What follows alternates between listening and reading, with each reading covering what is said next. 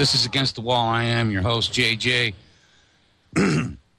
Now, today is July 12th, 2011. I'm not going to give you the weather, but it's overcast here in central New York. On with me today is Walter from Solvinur Radio. Walter, hello, brother. Hi there, JJ. How you doing? I'm doing very well, man. Thank you for asking. On the show today, we do have some, like I think during the first hour, we'll talk about sustainable development. We'll talk about the International Council for Local Environmental Initiatives, because this isn't just in the United States. Countries around the world are participating in this.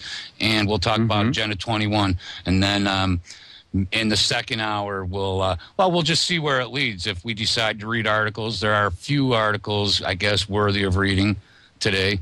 So, we can take it from there. And, to me, Saul, pardon me, everyone, I call Saul, or Walter Saul. So if I call him either one, I mean the same thing.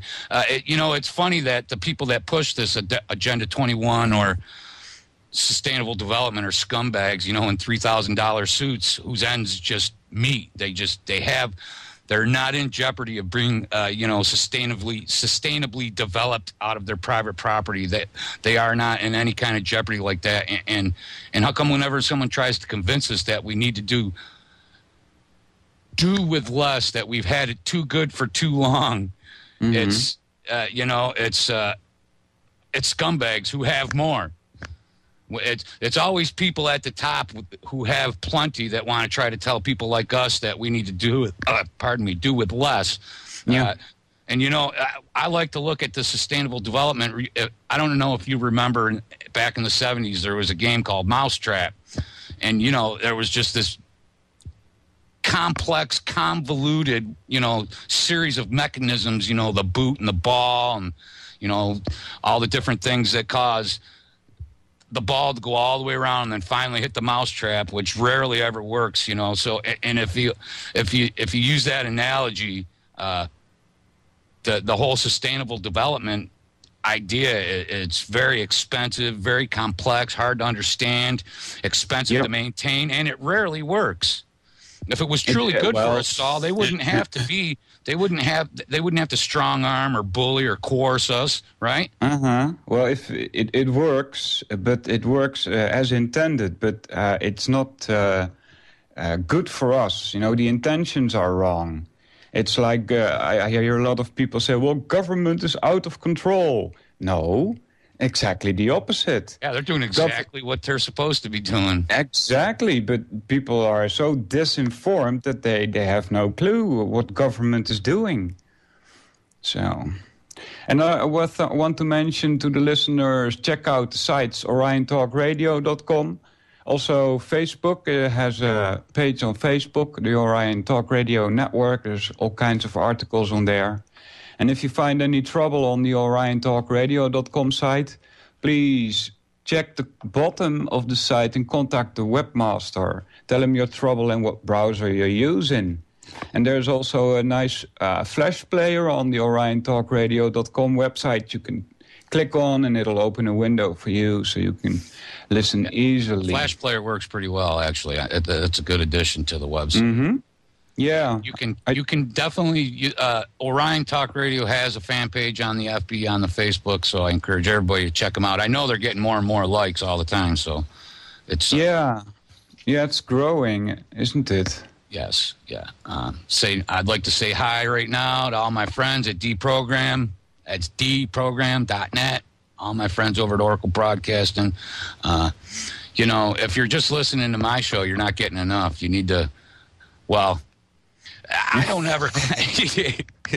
That's an understatement, huh, Saul? Just stay tuned for William Roberts. On Tuesdays and Thursdays, I get to say, and so will you at the end of the show. I'll let you do it. Coming up next is William Roberts. Because, they do it's simulcast here on the Orion Talk Radio Network. Saul has a show on Sunday mornings. When is it? 10 a.m. Eastern? 10 a.m. Eastern, I'm pretty sure. Called Solvinur Radio. I encourage anyone to watch it. Not watch it, but check it out. He has an interactive chat room, as do I. The chat room for my show is againstthewall.info. That's againstthewall.info. You can email me at truthrising@gmail.com. Okay. Yeah. Enough so of the William intros Roberts and stuff. also, yeah, William Roberts also does know a lot of stuff about the Agenda 21. And he talks about it a lot, too. Yeah, a sustainable agenda. It's 1992, this all happened. This was when I was still like a zombie. Yeah, me too. Yeah. And I dug into this Agenda 21 about 2 years ago or something, and I'm thinking, well, what's this? And it's too big to understand when you come across it the first time. You know, it's so all-encompassing. It's terrible. And it's, you know, the worst thing about it is you don't have to travel any further than the town hall of your own very own town, and it almost doesn't matter where you are in the world anymore because these, these regulations are going on. And this comes right from the UN's website, Agenda 21, a comprehensive plan of action to be taken globally, nationally, and locally by organizations of the United Nations system. And that includes, here in the United States, the International Council for Local Environmental Initiatives. And they use, billions of dollars. That's ICLEI, right? Dangle. Pardon me? That's ICLEI, right? That's ICLEI, yes. Yeah. They have a list of members.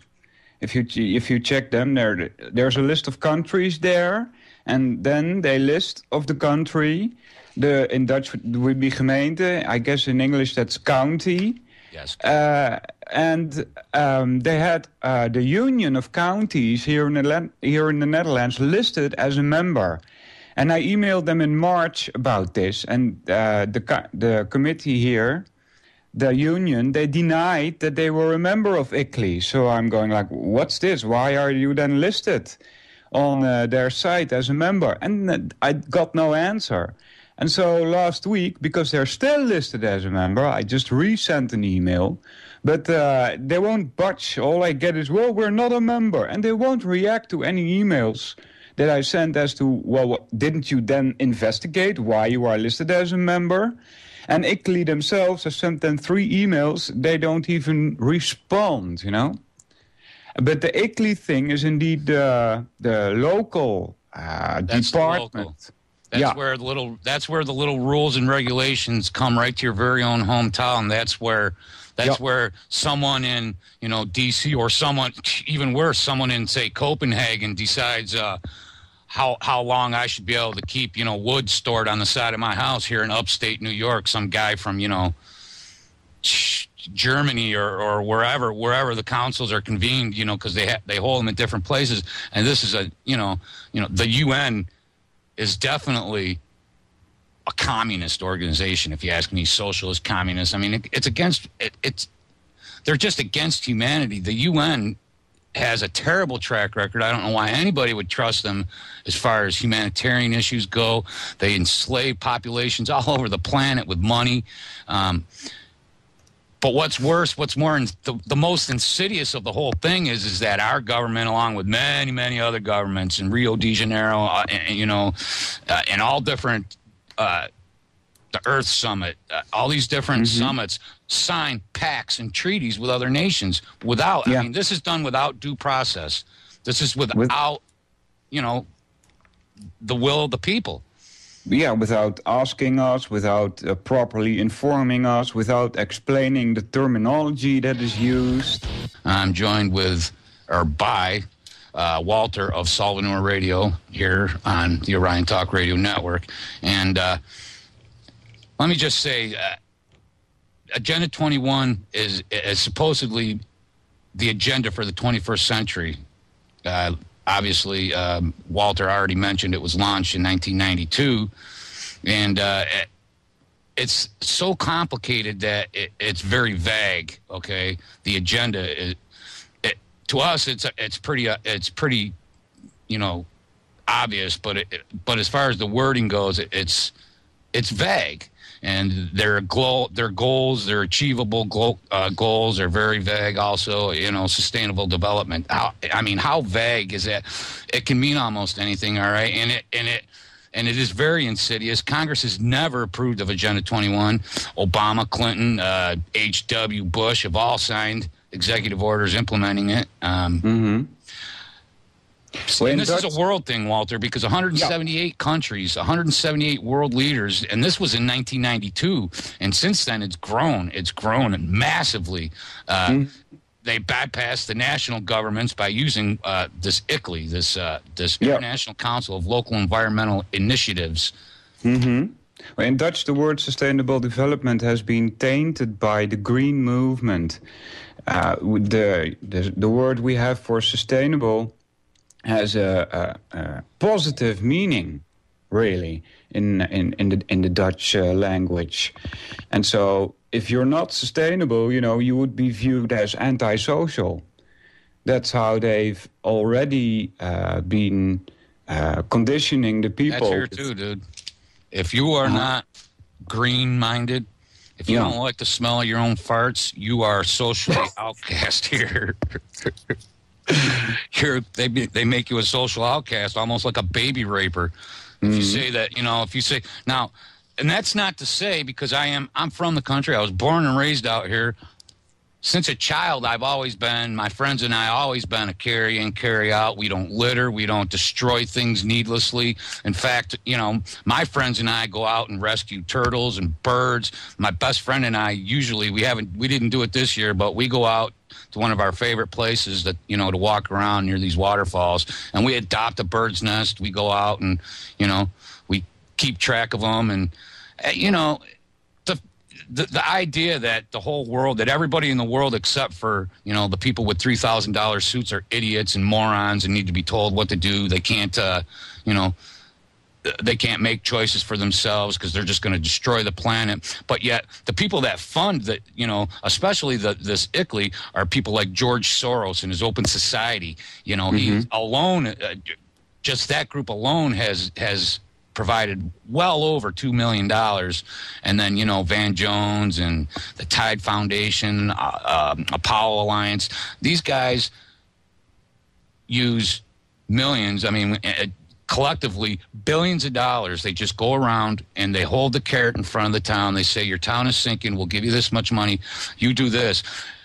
All along, the people think, that's great. We're in trouble. But then the next thing you know, all the money, nothing's going on, economically for you, except for your money it's leaving your own local community, going straight to the UN via all the different channels to the World Bank, and it's coming down with all the different rules and regulations, all the fines, and it's coming right to your own little local area.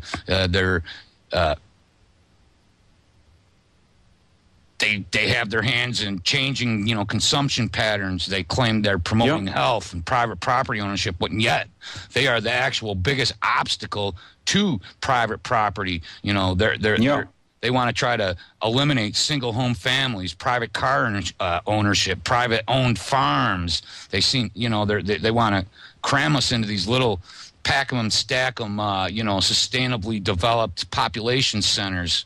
And that's not just here, guys. It's everywhere. Yeah, you mentioned probably not in the axis of evil, though.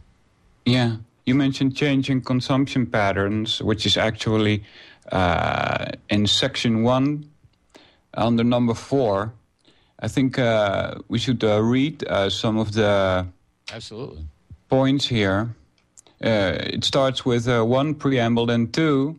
It says international cooperation to accelerate sustainable development in developing countries and related domestic policies.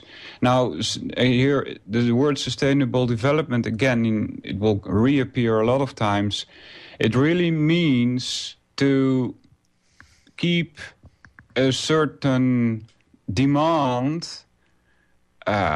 rising, and that's the word sustainable, because you will find that, for instance, you gave me an article, United Nations demands 76 trillion for green technology, right? Yeah. Oh, yeah. They're going to get it from the people.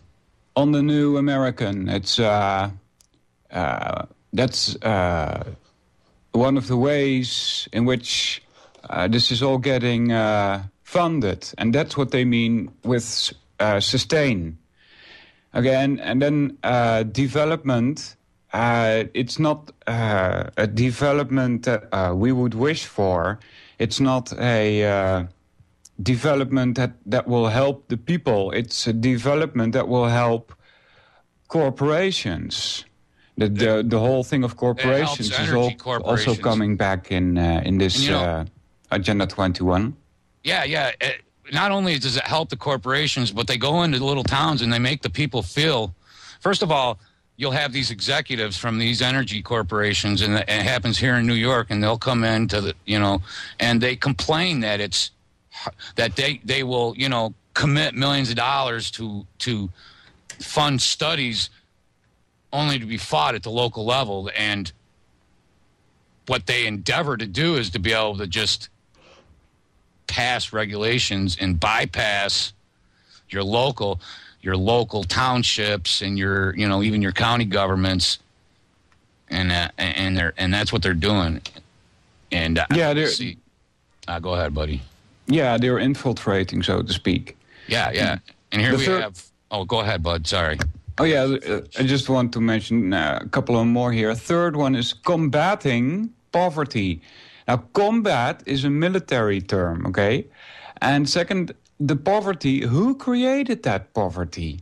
I think those people at the United Nations know very well what's going on. Yeah, because they're tied in with the World Bank, the International Monetary Fund. Exactly. And the Federal Reserve.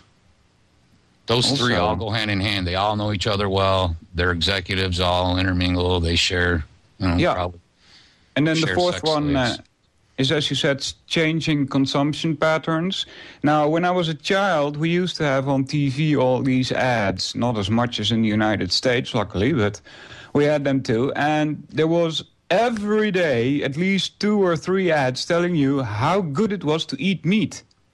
Because mums know why it's good to eat meat, right? Yeah, remember pork, the other white meat commercials? I mean, up until about 10 years, not even 10 years ago, up until about 5 years ago. I lost you there, JJ. Anyhow, if you believe that, billionaires and elites, looks like somebody else is going to try to add them. If you believe that these billionaires and these... He was back, and I just dropped him. Okay, hopefully he'll be back. You back there? Yeah, I should be. But it keeps dropping. I don't know why. Well, anyhow, it's not your problem. Let me tell you, if you think that these people are trying to make your life easier or improve your quality of life, then you and I just can't talk any longer. Because what I'm saying is just beyond your realm of comprehension. We're not, and even if you don't believe that, that this is all to create a global government, it doesn't matter. It's a giant plan to transfer the wealth of you and I to the elites. Okay. Now, when you look at Agenda 21, it's going to make it's going to cost billions of dollars to the developing worlds, but third world nations, the communist countries, these countries aren't going to have to, they will not have to comply. And what's going to happen is that we will be brought, instead of using all this money and influence to develop the world, to bring, not democracy, but to bring research and development to the world. What instead it's to do is to bring us larger nations, rich nations, down to third world status. And that's it. That's all it is. Yeah, I agree. I want to finish the point I made before the break about the changing habits. And, we were mentioning that there were ads about meat all the time. People should eat meat, right? Yeah. And I have no problem with that. People should be able to eat what they want to eat. But nowadays, if you check the ads, there's no more ads for eating meat. No, on the contrary, there's ads for eating this fake soya meat, And so... Or poop burgers. Or poop burgers, indeed, yeah. It's unbelievable. I was thinking like, no, they're kidding me, right? No, they're not kidding. And what's worse is even here in America, they're in Chicago and other places, they're telling parents they can't even send nutritious food to school with their kid. They're going to provide them with their GMO processed canned poop meat. Yeah. I'm just kidding, but that story really did blow my mind. Yeah, sure. They also, under point 6, they have protecting and promoting human health conditions. Well, if that were also true, they wouldn't be sticking needles into people's bodies with mercury in them and all kinds of other cancer-making stuff, And what you said about that, the third world and the first world coming together, I also see that. It's more like that the third world will stay in the impoverished situation that they have been in since I was a child. Because, they've been asking money for Africa since I was a child, so that doesn't work.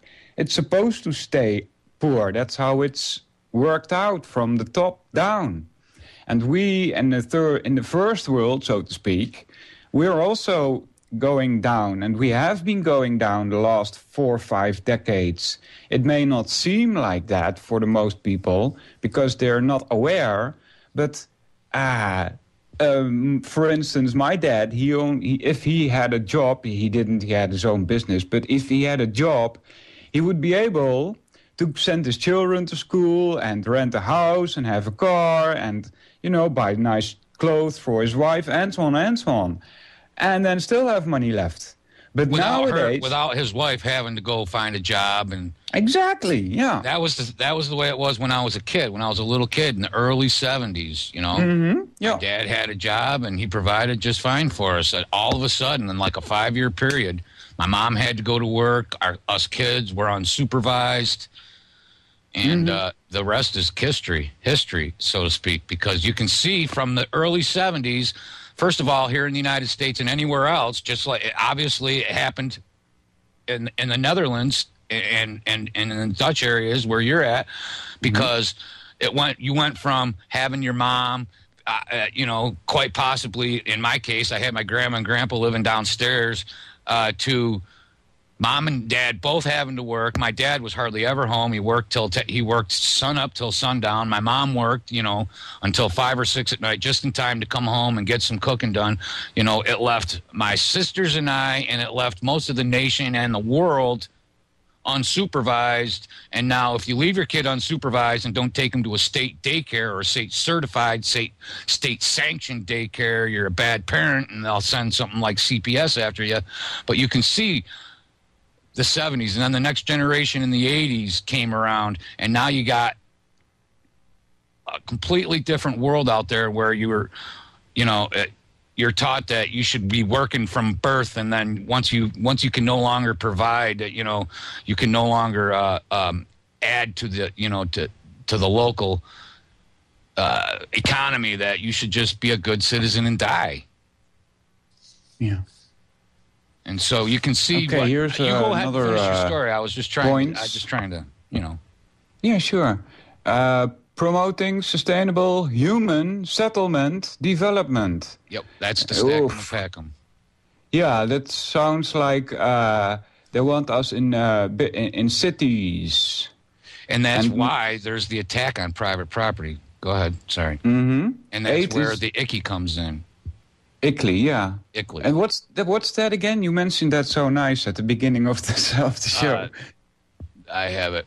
It is the International Council for Local Environmental Initiatives, and that's how they attack your private property right in your local area. They come right to your town government, and they attack your private property, because once you don't have private property out here in these unsustainable, and Obama just created, with Executive Order 13575, the White House Rural Council, okay?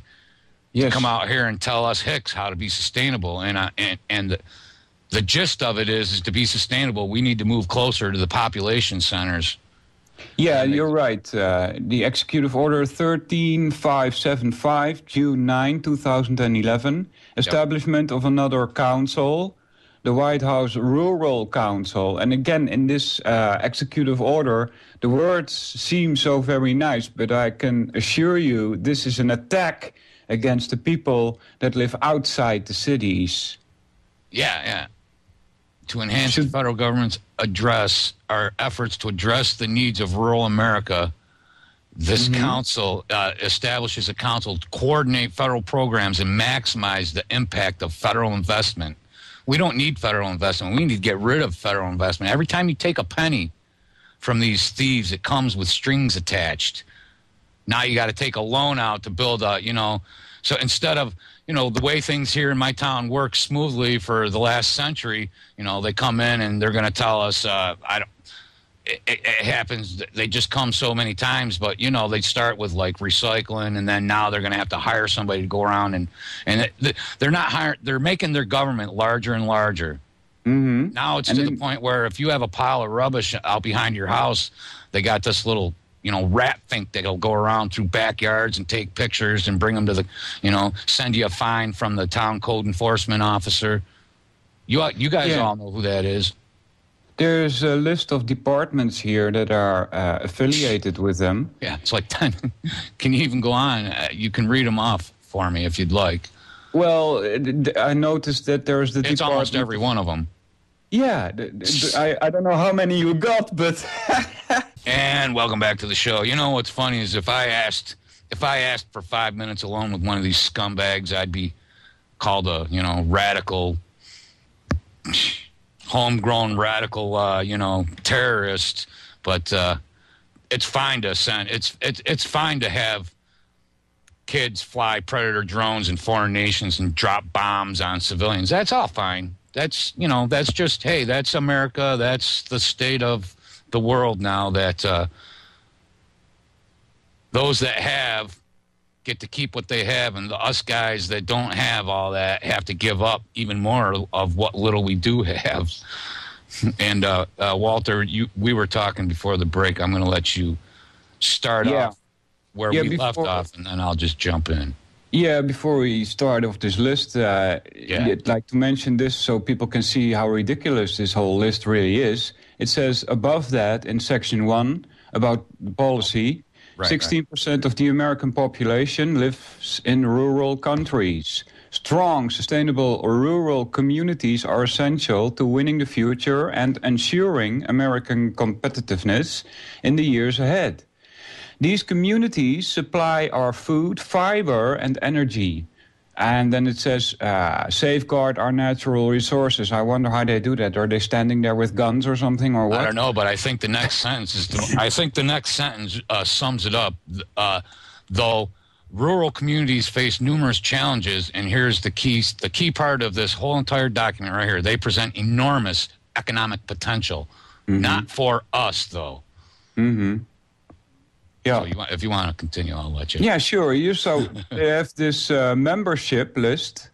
The Secretary of Agriculture will serve as the chair of the council. This is that new council that has been created by Executive Order 13575, establishment of the White House Rural Council, June 9, 2011. But why would you need a Department of Defense there, or a Department of Justice, or a Department of Homeland Security, or of Veterans Affairs? Well, I'm going to tell you why. I'll tell you why right now, because what I just said, because they want to use our land. And you know what's funny is they use the word public lands in the document. If it's public land, then they should not be able to enjoy the economic potential of our public land, but they will, and they'll give none of it to us. They'll raise our taxes. It says here that the government has an important role or to play to expand healthcare, education, and outdoor recreational activities in public lands. So they want, and that's why because they want to keep us. They want to keep these lands so that we can't use them. We can only go and take pictures of it. You know what I'm saying? So that's why they need the Department of Defense, Department of Justice, the Department of Labor. Because once people realize that they're just taking our land, putting, building, stealing the resources, building dams, taking the money, sending all of our money, not even to anywhere in the United States. It's all being just shipped up the ladder to a few, at the very top. It's where the rich get richer and the poor get poorer. I'm sorry to say that I have to use such a, cliche. Yeah. But anyways, I'll read a couple. Department of Treasury, we need on a rural council. Department of Treasury, Department of Defense, Department of Justice, Department of Interior, Department of Commerce, and then I'll let you read a few more. Yeah, well, just ludicrous. I was just going to read this D under D in the executive order.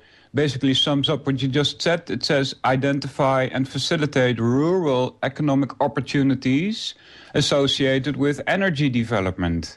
Yeah. They're trying to make it harder for us, especially here where I live. I live in Marcellus, which is right in the Marcellus shales, which is where they're frack mining for natural gas. Yeah. Oh, that's a whole topic and what they're itself. doing, and their biggest argument is that we spend millions of dollars on these studies and impact statements, and then we go in and these local towns stop us. They don't want to have to go to us lowly people who live in the regions that they want to come in and steal all the resources and then sell it back to us for a profit. Yeah. And the people love it. The people are like, we need it. We need this. You need someone to come in, steal your natural gas, and then sell it back to you? Or why wouldn't it be smarter if we as a community or a county asked the people, got rid of all our federal income taxes and asked the local people, hey, do you guys want a tax so that we can fund our own mining corporation right here? We'll develop a safe method, and then we'll use it so that we can get rid of Niagara Mohawk or Con Edison. Because there are little communities scattered around here in upstate New York that have their own power companies. That they're communities that have rivers and lakes, and they build dams, and they have their own power. And they're doing away with them because every year they get new rules and regulations. They find out that they got to buy all new equipment, and then rather than do that, it's easier to just let the big Niagara Mohawk come in and put smart meters on everybody's house, and you can buy your power from them, whereas they were getting it essentially next to nothing before. Yeah, the smart meter thing is also going on here in the Netherlands. It was a bit in the past, though, but there was too much resistance, and they'll probably try it again next time.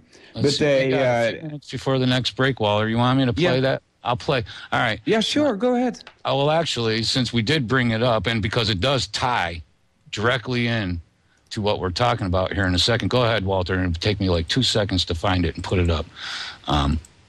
Yeah, the smart meter thing, they were threatening people with jail time if they refused to get this new meter in the house. So that's how they are doing it here. They are calling it a economic delict or something. And these smart meters, they can also not only be read from the outside, they can also be influenced from the outside. So that's also very bad. I'm having a hard time getting it up here. I have it. My little software deal is having a hard time finding it. Oh, okay. Well, that's too bad. Well, anyway, another thing I wanted to mention is that there's this list here of these 25 councils and administrations and public affairs things. When the United States government started out, there were 4 departments, and now there's 25. And they're trying to send them all out our way, out here into the Hicks. Just stay in Washington. We don't want you out here. So that tells you something about what government does once it's established. It just grows and grows and grows until it's so big. It's acting as a tyrant. I can't believe I'm not able to use, for some reason, we just, again, I don't need to play it. They put these smart meters on, and just as a kind of a segue here, they put these smart meters on your on your your electrical box, and what that does is essentially in the clip, essentially, and this is true, what it is just a spying device. It sends data constantly to a central database, obviously, and that'd be the big mega corporation, and it knows. It knows when you turn your lights on. It knows when if you're out and you have a well. It knows when your pump turns on. It knows when your septic tank, the pump to your septic tank turns on. It knows it knows when you open and close your refrigerator, because they have computers with algorithms that can detect just the slightest variation that in the readings that'll be able to tell them about, if it's like a refrigerator light or a bathroom light with a fart fan. I mean, you can use these meters. The information these meters will tell you when you're home, when you're not home, when you go to bed, when you wake up in the morning, how often you cook. Yeah. How often your garage door opens and closes. I mean, this is like a little mini spy device. But they claim, here when they started talking about it, it was because it'll make it easier on the people that go around and read the meters. Therefore, they'll be able to lower our energy costs, which has never happened. We have never had our energy goes up every day. Every year it goes up. It never goes down. We never get less. You know what I mean? Same here. Yeah. Most prices here go up. Some food prices go down. Some food prices go up. Yeah, it's a bit of a strange situation here in the Netherlands. We seem to be economically okay. There's no real big debt trouble. We have unemployment rate of 4%. So that's bearable, It's doable, so to speak, for a growing economy. Year by year, as these things are implemented, the amount of government that has been directed to administer this is just, staggering. Obama has committed thousands of federal employees, thousands, and 25 federal agencies, which we've started going over to promote sustainability in rural areas, but they're not, okay? They completely bypass congressional approval. Some of these agencies are unrelated to rural areas entirely. But they use millions of dollars, guys, millions of dollars in grants. And this is just going to establish more federal control into our education, food supply, land use, water use, recreation, property, energy. And as Saul mentioned earlier, that's 16% of America, okay? And what they really want to say is us people that live outside of these huge population centers don't know how to create economic growth. What if we don't want economic growth? But because what they mean by economic growth is huge mega corporations coming in, stealing our resources and selling it back to us at a profit. What if we say we don't want that? What are your views? I know it's happening even there in the Netherlands. I talk to the politicians here, and they bluntly tell me that all the legislation that is being passed at the moment is 80% law that come from the European Union. It used to be that when I was a child, the civilian population was told that they themselves could come up with any law presented to the politicians and they will vote on it. I don't know if that still goes, but the way the European Union works is like a communist system. There's a commission that says...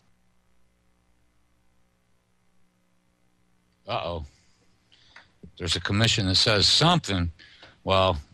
While I try to get Saul back on the line. Are you there, buddy? Okay. Where did I leave off? You left off talking about a local commission. Local commission.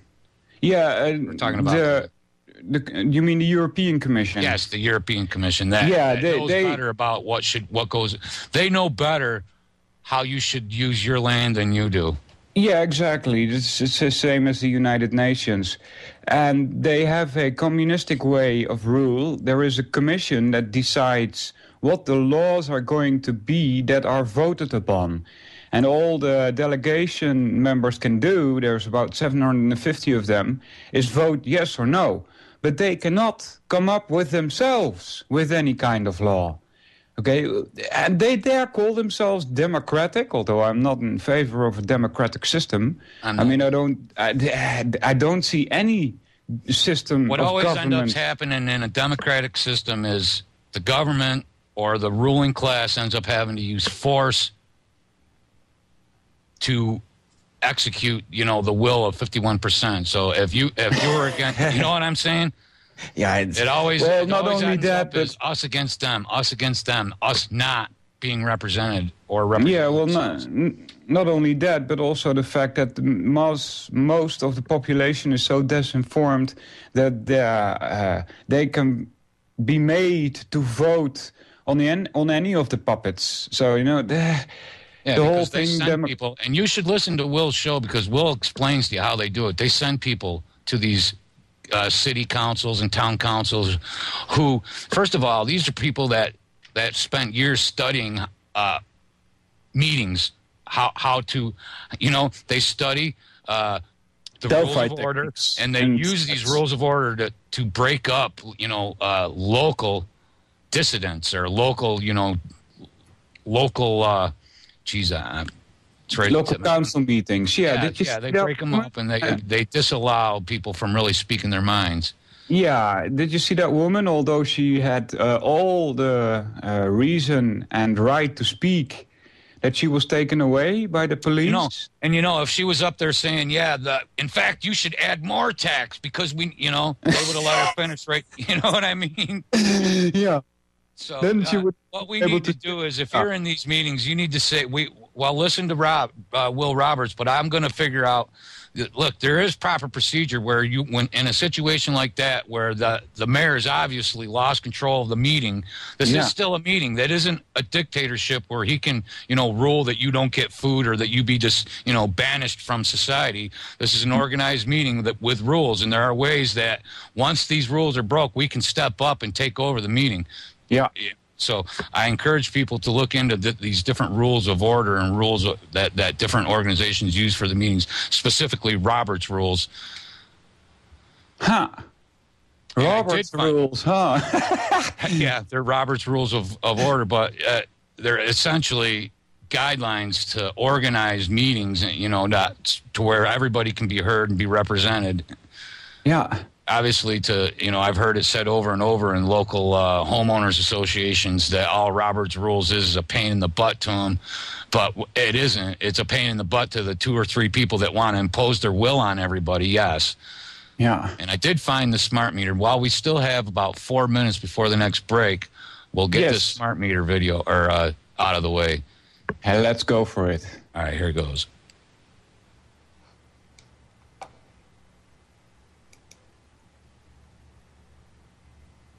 Here it goes. Is it playing? Now it is. All right, I'm going to start it over. Yeah, start it over. Let's see if we can do this right. Smart meters. That means your electric meter will do so much more. Pew.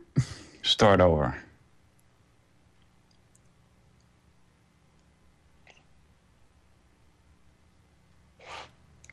I don't know. It's a bit quiet. Bit too quiet for me. This is Orion Talk Radio. I'm your host, the co-host, Walter. And Jinx, I can't hear at the moment. And this is Orion Talk Radio. Check out the website. I thought it was playing. I'm sorry, guys. I thought everybody was hearing the clip I was playing. Oh, well, no clips for today. Sorry. It's not working, huh? No, it isn't. And Will is right. And Walter is right. This is the Orion Talk Radio Network. Yeah, check them out. Again, this might not be the worst show I've ever done, but we're going to try to make this the worst show ever from here on out. Heck with it. No. Lol. I'm just kidding. Yeah, obviously I'm not using my mixer. I should be running everything through a mixer right now, but I'm not. I'm trying to keep things simple. It's just not working. It's making it more complicated. Next time, I won't even bother. I'll just you worked it once, and I always say if it works, don't change it, you know? I thought the clip was playing, but obviously I was hearing it. I could hear the clip play just fine. Uh-huh. But it must not have been broadcasting through. Anyways, I guess we'll just move on then, right? Yeah, get into some articles that are related here. You sent me the one about $76 trillion for green technology. Okay. Can we read something from that? I got it right up here right now. You got it? Yeah, I got it. All right, go ahead. You begin. Okay, with the Western nations continuing their downward economic spiral, which is brings me right to the agreements like NAFTA and GATT, which have helped this economic downward of the Western societies.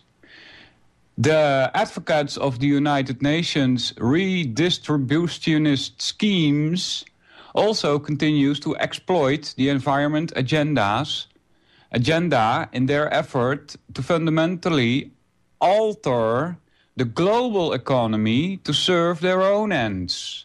Yeah, well, this whole... I may sound like a conspiracy theorist here, but as far as my research goes, like I said a couple of days ago, I don't believe in geopolitics, and they are just as fake as the national politics. Okay, welcome back to the show. Pokerface, pokerface.com. If you're listening, hey, Paul, what's up, brother? This is your Ryan Talk Radio Network. I am your host, JJ, and this is Against the Wall. I apologize if the quality is bad. I don't think it is, but Skype is acting up. I don't know if it's my computer. I don't think it's the network computer because, the bumpers and the commercials. No, I think it's Skype. Yeah, okay. We'll just continue on with this article. It's dropping me now as I speak. You're being dropped. Well, I'll continue on with the article. Despite the failure of the Copenhagen Climate Conference, which I don't claim it as a failure. They don't. My view is they didn't even need it because Obama can have the EPA list carbon dioxide as, a deadly poison, and now all of a sudden, without law, without councils, without meetings, without any kind of due process, without any kind of input from local communities, they're now, because by virtue of the fact that the EPA is now listed, same thing as by the virtue of the fact that cannabis is listed on a schedule as a Schedule 1 narcotic when it isn't, by the same virtue, because carbon dioxide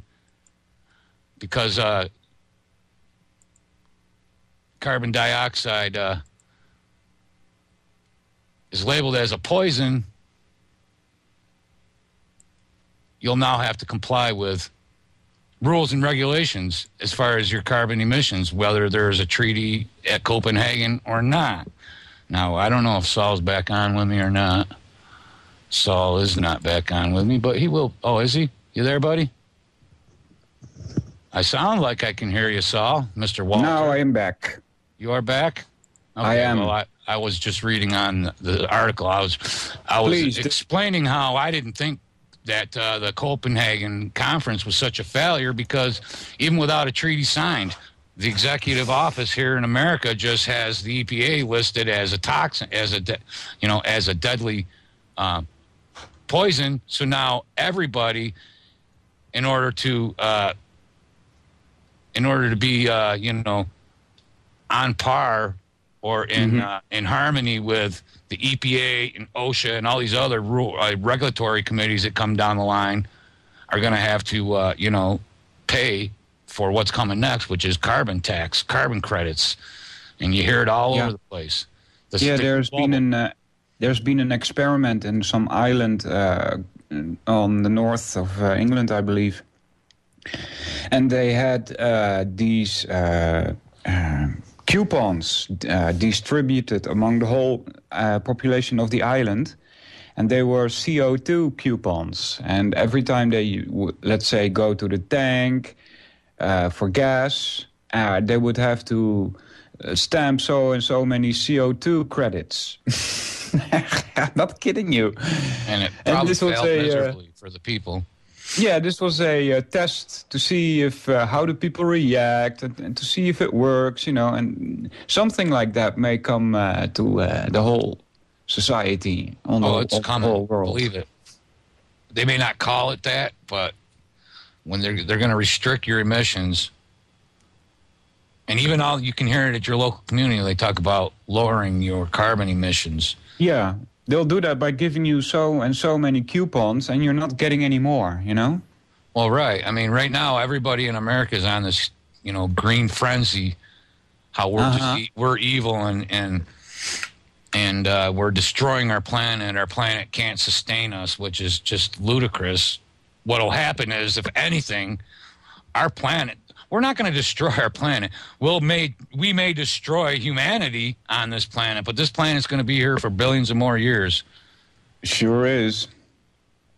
All right, and it's not us. I am not genetically modifying any organism. I am not polluting the sky. I am not putting, deadly heavy metals in vaccines that I mandate your children take, or the state will come, steal your kids, jab them, and then if you're lucky, give them back.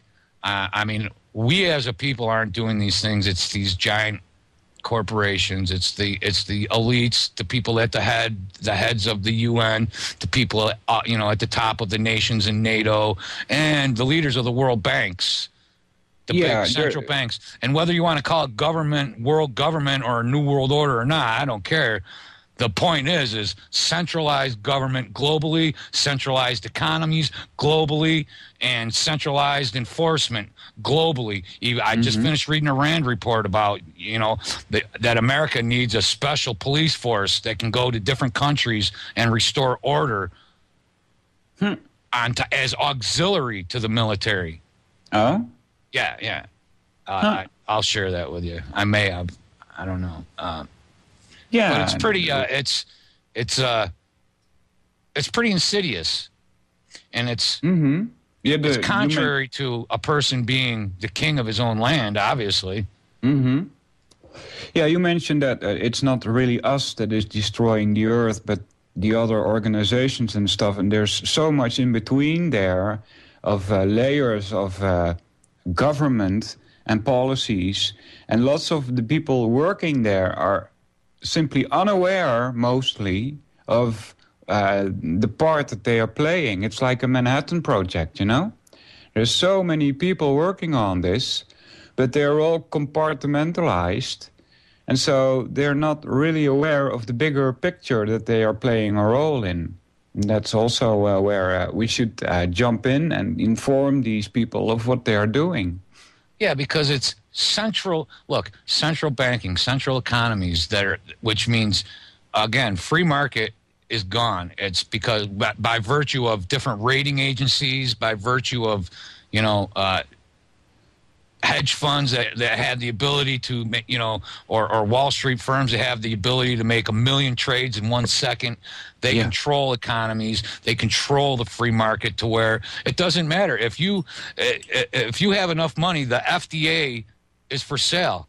The EPA is for sale. If you have the money, but if you don't have the money, you go out of business, and what ends up happening is wealth is transferred, but essentially power. When all the little mom and pops are gone, the services still need to be there, so you get the big, centralized, huge, multinational corporations that affect policy and procedure on every country and every little backwoods community around the world now. Yeah. Now, we'll continue with this. The UN demands. Who is the UN to demand $76 trillion from anyone, first of all? All right.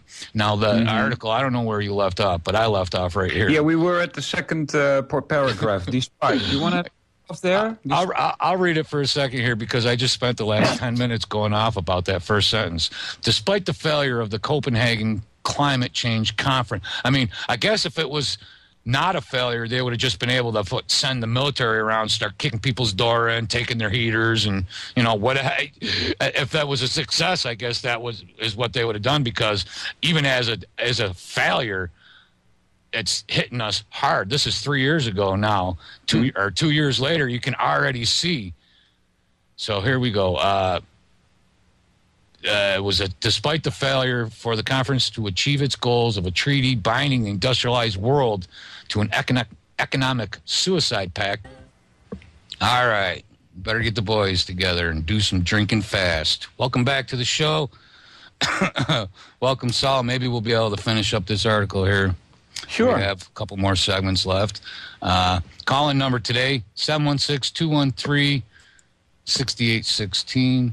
Nobody has tried to call in. I have intermittently been looking at the call board. I admit I'm not very good at keeping an eye on it. Okay, the UN is engaged in an effort. The UN is now demanding, an investment of $1.9 trillion per year in green technology to meet the goals that the internationalists have set for. By the way, this comes from the New American, that the internationalists have set for the nations of the world, an AFP story entitled "World Needs 1.9 Trillion a Year for Green Technology," sets forth the lament of the elite for whom the real money is measured in tens of trillions of dollars. Over the next 40 years, 1.9 trillion or 1.3 trillion euros per year will be needed for incremental investments in green technologies. These are, obviously, if you need that kind of money, I don't know. The UN Economic and Social Affairs body said it's in its annual survey, at least one half or 1.1 trillion per year of the requested investments will be needed to make in developing countries to meet their rapidly increasing food and energy demands through the application. So through the applications of green technologies, food and energy demands will be met. I mean, that's just silly. At the moment, external financing currently available for green technology investments in developing countries is far from sufficient to meet the challenges. Over the next 2 years, climate change funds managed by the World Bank, the big, lovely, merciful World Bank, dispersed about $20 billion, a fraction of the sum necessary for developing countries to build up clean energy technologies, sustainable farming techniques, and technologies that help cut non-biodegradable waste production. Even though states agreed in 2009 at the summit to spend $30 billion over from 2010 to 2012 and $100 billion a year by 2020 in transfers to developing countries, yeah, right. These sums have not been realized. But we don't have that kind of money. We're spending trillions of dollars on wars. In other words, you know what I'm saying? What do they mean here, by the way, that when they say a fraction of the sum necessary for developing countries to build up clean energy technologies, sustainable farming techniques, are they talking Monsanto here? Yeah, they obviously are. Monsanto is... Listen, Monsanto really is one of the biggest corporations there is because they have their little fingers in literally almost every government, every major corporation on the planet, every governmental body, right down to the FDA. Yeah, we a couple of years ago here in Europe, they were banned from testing their genetically modified stuff. They're welcome with open arms here. Yeah, but give us more Roundup. They managed to go around that. We now have, here in the Netherlands, we have, for instance, 12 sites that are now being used for genetically modified potatoes. Oh, great. So, yeah, fantastic. Potato is a plant that has sustained entire civilizations, Yeah. And they're going to modify it. Why does it need to be modified? Yeah, the bad thing about it is that when farmers ask the government, well, where are these fields so I can protect my field from contamination, the government says, well, that's classified. Yeah, shut up. You don't need to know. We'll tell you. We'll tell you if you need to know. Yeah. Which you never will. Uh-huh. It's horrible. It's horrible, and it's not going to get any better. Let's see. In other words, see. In other words, it was.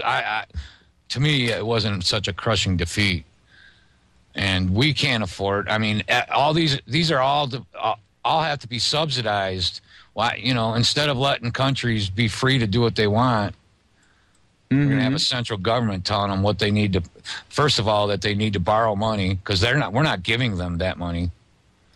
We may be giving it free to the World Bank or the IMF, but I guarantee those donations aren't free donations with no strings attached.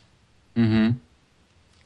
They're going to have to allow certain corporations in. They're not going to, just like, we got these free trade zones here in America now, these foreign trade zones where a company can bring in literally tariff-free without even going through customs right into the United States. They bring in their own labor and, communities around here, even the big one, are really feeling the heat now. Mm-hmm. And we're talking about spending trillions of more dollars on nothing that's going to help people here sustain themselves right now. The way their idea of you being better able to sustain yourself is making it so difficult that you can't survive out here on your own, that you go in to a population center and eat government cheese, genetically modified garbage. And that's why the Department of Defense is part of this rural council. Here in Europe, or at least here in Holland, we call it special economic zones, and they are occupied by Russia. Yeah, same thing. And only possibly also other countries, but I haven't done so much research in that area yet. So, but we are also being economically drawn down by these takeovers. Well, they say in Section 1, Chapter 7 here of Agenda 21 says promoting sustainable human settlement development. And so what they're implying, of course, with this new rural council is that I could grow enough food on my property to sustain myself, but I'm going to need the Department of Commerce to come in and tell me that I can't, that I should be, or that maybe certain communities that are so small, they may even get shut down and say, well, James, are you still there? Yes, sir, I am still here. I'm still on. We're having trouble with Skype, but I'm back. I see you as still listed. So yeah, I'm still here. I was gone, though, indeed. You were indeed gone. I wish I could play that smart meter, but anyways, again, more government intrusion. Again, more transfer of wealth and power from where it belongs. The people that live in a community should be the people that decide what's better for that community. I mean, yeah, we're not even allowed to really. We can't decide the curriculum taught at our public school here in this little town. We could go into the parent-teacher meetings and make suggestions, but ultimately, curriculum comes from the Department of Education. So, we live in a small community where farming and, where we need smaller businesses to start making things. But no, they're not teaching anything like that in school. They're teaching, global economy, global this, global that.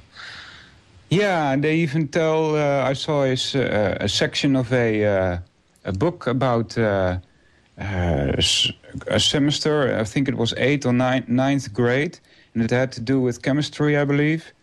And it was telling about global warming, and that there are ways to combat global warming via spraying aluminium particles, nanoparticles in the air that reflect 4 times much as light as other metals do, thereby reflecting the sunlight back into space.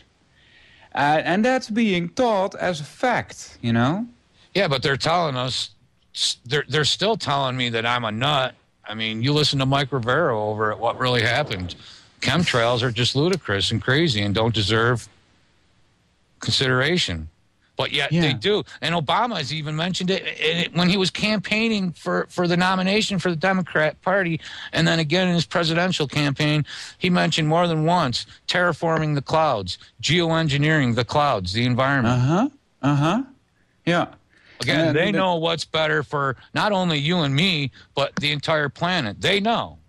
They don't have science anymore. They use consensus. All right, welcome back to the show. This is Against the Wall. You're at the Orion Talk Radio Network. By the way, potential advertisers can contact the station manager through the Orion Network website. Just go to the contact section, and you can email pretty reasonable rates. And currently, the network is looking for advertisers, is all I should say. OrionTalkRadio.com. Yes, Orion Talk Radio. Or you can also get there by micro1650am.com, I believe. Now, we'll finish off. This is the last segment of the show. The world's worst show. No, I'm just kidding. People get sick of me saying that. Okay, we'll start the last segment. This one, half brother of Afghan President Karzai assassinated. This was the guy. You know, Karzai is a U.S. puppet, and his brother is a drug runner. You know, what really gets me is how matter-of-factly they talk about how they guard the poppy plants so that there's no local uprisings, and they'll try to catch the drugs as they ship them out. But they don't, dude. You can get heroin in my local high school. It's getting pretty bad around here, and it's all because our soldiers are... You know, the Taliban did eradicate the poppy plants there in their country. Yeah. And what had happened, they didn't just do it out of, because of the moral hazard or whatever. No. They did it because they were offered billions of dollars, hundreds of millions of dollars in aid from other countries through the UN, like from the United States. They were. Really? Yes. This is easily searchable. What they had done. Okay. What? Afghanistan gone from close to 90% of the heroin around the world and in the United States came from Afghanistan. Well, the Taliban made a deal, and they were promised hundreds of millions of dollars. Why they wouldn't just eradicate their country's cash crop for no reason, just because for moral reasons. They did it because they were promised millions and millions, and in fact billions of dollars in aid and help with new crops and new ways to feed and fund their nation. Well, and so all they got was a few $1 million, and they were completely jilted. So they destroyed their national economy that year, and then they obviously found out what it is to make a deal with the devil. And so you could only imagine that is part of the reason why when we came and said, we demand Osama bin Laden, they said simply and very, reasonably, show us some proof, prove to us that, and then we'll go catch them ourselves and hand them to you. So they know what it's like to get screwed by people who made a deal with you. I like to say that because a lot of people think, well, the Taliban just decided they didn't just decide to eradicate, and they really did. It went from 90% of the heroin here in the States to less than 1 or less than 5. So that's all but eradicating it. And you couldn't get heroin in your local high school back 20 years ago, but depends on which high school you get. But out here where I come from, out in the Hicks, you could not, and you can now, and they do. So, okay.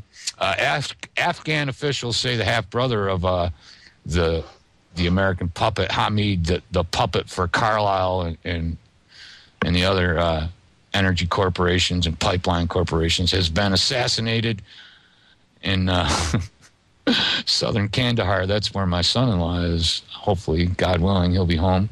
A spokesperson for the provincial governor said that Ahmad, Wali Karzai, was killed while inside his home Tuesday. An Afghan Interior Ministry official told Reuters that Karzai was likely killed by one of his bodyguards. President Karzai confirmed the assassination of his younger brother at a press conference on Tuesday, which would be today, saying that his death reflects the suffering of the Afghan people. I'm not really sure what that's supposed to mean. Karzai served as the head of the provincial council and was one of the most powerful leaders in southern Afghanistan. The provincial council chief was often the target of corruption allegations. In November, obviously everybody remembers WikiLeaks. WikiLeaks suggested that Karzai was widely understood to be corrupt and a narcotics trafficker. Well, of course. The president's half-brother repeatedly denied the charges Wally Karzai survived at least 2 previous attempts on his life in recent years. In May 2009, insurgents attacked. Insurgents has got to be. Okay, listen, man. So he was attacked by what the United States calls insurgents, with killing one of his bodyguards. He escaped an earlier attack also. Yeah, big deal. He wasn't attacked by insurgents. He was probably either killed by the CIA because he stopped, his brother's a puppet, and he is one of the most powerful people in the southern part of Afghanistan. They're both controlled by either outright by the military or covertly by the CIA. Mm-hmm. And good riddance then, right? Because, again... Well, he probably you can sit had there some of his own plans. Maybe, I don't know. But he had to be get rid of somehow. I don't think it was their own people, to be honest with you. Much. I mean, what? So insurgents would imply that he was on the American side, because that's what we call our enemies, is insurgents. So he was one of us. He was obviously a CIA asset. Okay, Jay, before I get into this article, I want to thank you very much for having me on the show. Yeah. If you ever want to come and join me on Sunday mornings, 10 a.m., you're welcome to do so. This one says, also from Deadline Live, ex-cop says he helped cover up Katrina shootings. What's that, Katrina shootings? Go ahead. Yeah, sure, go ahead. No, answer the question. I'll read it. Because I'm not asking for me, but... Detective testified Monday that he participated in a plot to fabricate witnesses, falsify reports, and plant a gun to make it seem like police were justified in shooting unarmed residents on a New Orleans bridge. Now, this was the one that even, I believe it was Cynthia McKinney was talking about, where it didn't happen. For a couple of years after this, it just didn't happen. And now all of a sudden, now it did happen, and now there's a trial. And Jerry Lehrman, a government witness in the federal trial of the 5 current and former officers, said he saw Sergeant Arthur Archie Kaufman retrieve a gun from his home several weeks after the deadly shootings on the Danziger Bridge. Kaufman later turned the gun in as evidence, claiming he found it under the bridge a day after the 2005 shootings, and that that left 2 people dead and 4 others wounded. Lehrman said Kaufman instructed him to fill out paperwork to claim the gun belonged to one of the dead guys, Lance Madison, whose mentally disabled brother, Ronald, was shot and killed on the bridge. Right, okay. Lance was arrested on attempted murder charges and held for more than 3 weeks before a judge freed him. That's what I meant to say. No. Lehrman said Kaufman, his supervisor, had grown concerned because the judge who freed Madison didn't believe Kaufman's testimony at the hearing. Therefore, we needed a gun. Lehrman said Sergeant Robert Gasivas and Kenneth Bowen joined him and Kaufman when they drove to Kaufman's house to retrieve a gun. Kaufman emerged from his garage carrying the gun in a brown paper bag, calling it a ham sandwich. Kaufman's attorney, Stephen London, suggested during cross-examination that Lehrman was trying to shift blame to his client, and has changed his story over time. Lehrman accuses London of nitpicking, while London chided Lehrman for smiling during his testimony. My client is still on trial. Is that funny, he asks? No, it is not funny at all. On September 4th, 2005, Lehrman drove himself to the Danziger Bridge after a truckload of officers responded to another officer's distress call and began shooting. He isn't accused of firing his gun that day. Yes. He said he handcuffed Ronald Madison on the west side of the bridge after he was shot, then felt badly about it when another officer told him he was already dead. Lehrman said the officers immediately afterwards started getting their story straight. We had a lot of problems because it was a bad shoot. What was the goal of the cover-up? Protect the officers from legal ramifications, of course. Lehrman said he helped Kaufman with his initial 32-page report. So this really did happen, even though for a while they claimed it didn't happen. Yeah, I know. Yeah. He said, Lair said false accounts of what the officer did on the bridge continually change as they hone their cover story, blah, blah, blah. Let's see. Weeks after the shooting, Lehrman said he and Bone returned to the bridge a day before the crime scene technicians were to collect the evidence.